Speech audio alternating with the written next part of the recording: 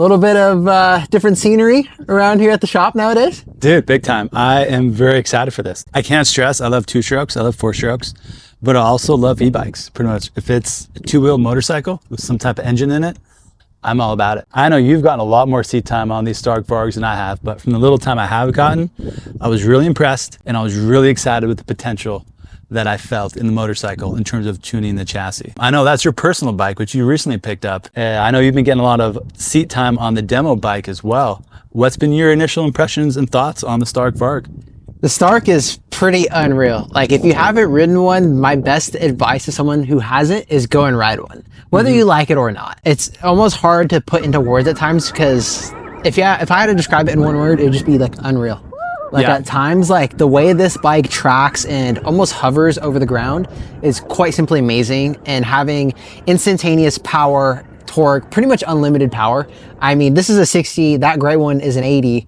I've tried 80 on the track and it was ludicrous. Oh, you did? Yeah. It was absolutely insane. I think I did half a lap and did like 2 jumps and was like, yeah, this is on the vet track. Keep in mind, this wasn't even like the main track or anything. I mean, I normally ride at 52 horsepower, which is pretty up there, but obviously when you have 80, that's, I mean, a little over half. Especially right off the rip of the throttle. Yeah. It's not you're building up to 80 horsepower. It is 80 as soon as you crack the throttle open. Pretty much, yeah. So it's pretty unreal, the potential with these things. I mean, and both of these bikes are bone stock outside of some grips, some tubes, and that's about it. What's the experience like with the motorcycle not vibrating and also not shifting as you ride? Is that something that took time for you to get used to, or did you feel like you picked up on it pretty quick? Pretty easy to pick up on, just because the power is so hard hitting. I know they did a recent update to how smoothing out the power. It was like that quick and that monstrous of power.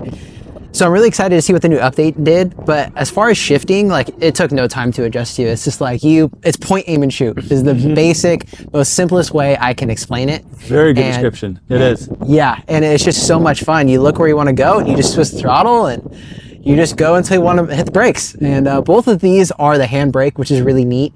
Something quite a bit different. So obviously the right side is still the front brake, and where your clutch would normally be, that's your rear brake.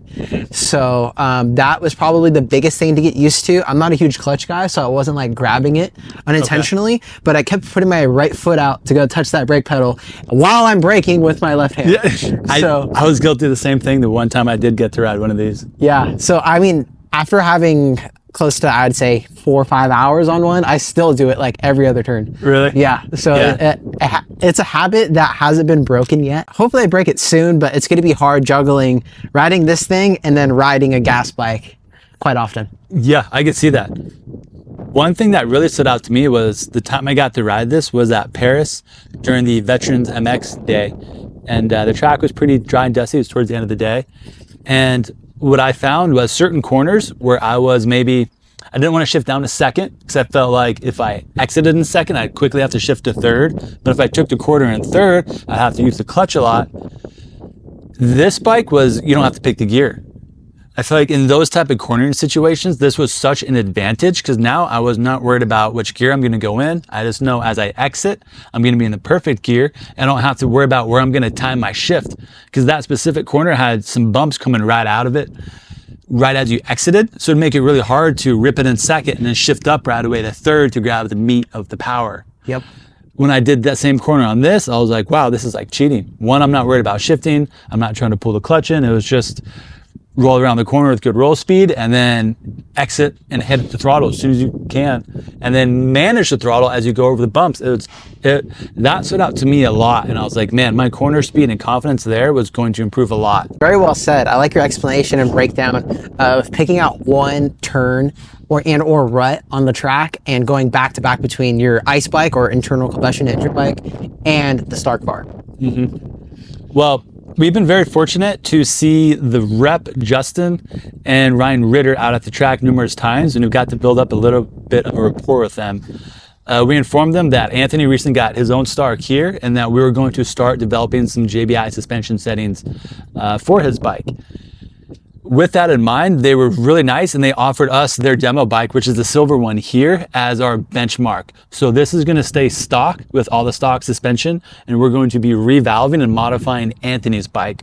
So that way we can roll up to the track with the changes we made to his. We can test that out, then immediately jump off that bike onto this one. And that way it'll be easier for us to review and tell if did we make it better, did we make it worse, or does it just feel different? All of that's really good information, but we're really only after is it better. And by doing this, it's gonna be much easier for us to tell. We owe a massive thank you to not only Justin and Ryan, but also the crew at Stark for developing A, such a phenomenal bike, but B, also giving us this opportunity. And it's really cool. We don't have to spend our hot days in the sun swapping out suspension like we have been. And we happily would, but yeah, you know, yeah, we happily do. But obviously it is a lot better when you have two of the bikes that are the same. I mean, obviously this 6080, we can run them at the same horsepower, at the same regen. Both bikes roughly have the same amount of hours, same tires. I mean, this is as close to a benchmark as you can possibly get. Yeah, this is gonna be really fun. I'm really excited. One, it's just really fun developing new bikes. So for me, this is going to be going down a new avenue and learning the suspension uniqueness of settings that apply to this electric bike. For that, it's going to be interesting knowing how the weight bias affects this bike. And then what Anthony pointed out to me the other day is we're going to have to learn how the different settings function with the different power modes that people utilize. To be more specific on that, the time I got to ride this, I rode it at 55 horsepower and 55 rear gen braking. Anthony prefers a little less regenerative braking on the bike, and that's going to affect how the forks feel. So it's going to be fun for us to learn the different settings we need to utilize depending upon the settings that you're going to be setting up your own Stark Varg to. Yeah, and for those of you who are familiar or are customers of Ride JBI, obviously you get our JBI settings guide. I think that might change a little bit depending on maybe we add a little chart of, hey, if you run 50 regenerative braking, try this clicker setting. If you run 20, I normally run about 25 to 30, depending on the track conditions. And then obviously as it gets more hard pack and more dry, I will slide up the regenerative braking just so that the bike is more glued to the ground and I'm not coasting past my braking points or anything like that. But yeah, a lot of exciting stuff. And obviously, what we're really getting at is we are selling revalve settings for these bikes already. So if you do have a Varg and want to get your stuff revalved, you're more welcome to cruise on in or ship your suspension in. But also, in the future, we will have DIY kits for these bikes. Yeah, so we definitely got time on the bikes, but now's the time we really get to invest a lot of time in the bikes. So I'm really excited. For those that don't know, they have KYB front forks, and it's got a KYB rear shock. Very high level componentry, similar to what you'd find on a Yamaha and also like the RMZ 250 in terms of the rear shock that we're seeing. So stuff that we already have experience with and we know that it responds really well to modifications. And again, we've already done a few for some Stark Varg riders out there and got some good feedback, but this is where things get better. One thing I've definitely learned over time is the more effort you put in, the better results you're gonna get. And given the resources to have an extra bike from Stark, that is something we're really thankful about and really excited to have and utilize. Yeah, absolutely. So we got this gray bike for a couple of weeks. This red one will be like pretty much the R&D bike for the shop. So I'm sure this bike will see many different settings. We're really excited to not only try different settings, but report back to you guys on what we feel out on the track between our JBI spec bike eventually. Again, both these bikes are stock right now. So we'll do a video stock to stock, go out, ride them, give you guys our impressions, then go back, modify this bike, put it head to head against the stock bike. So yeah, we got our own little JBI shootout kind of going on. We do. It's gonna be a lot of fun, and be sure to, if you aren't subscribed, be sure to subscribe to the channel and just keep a keen eye out because we have a lot of Stark Varg content coming on the channel. So it's gonna be really exciting. We do. Thank you guys for tuning in.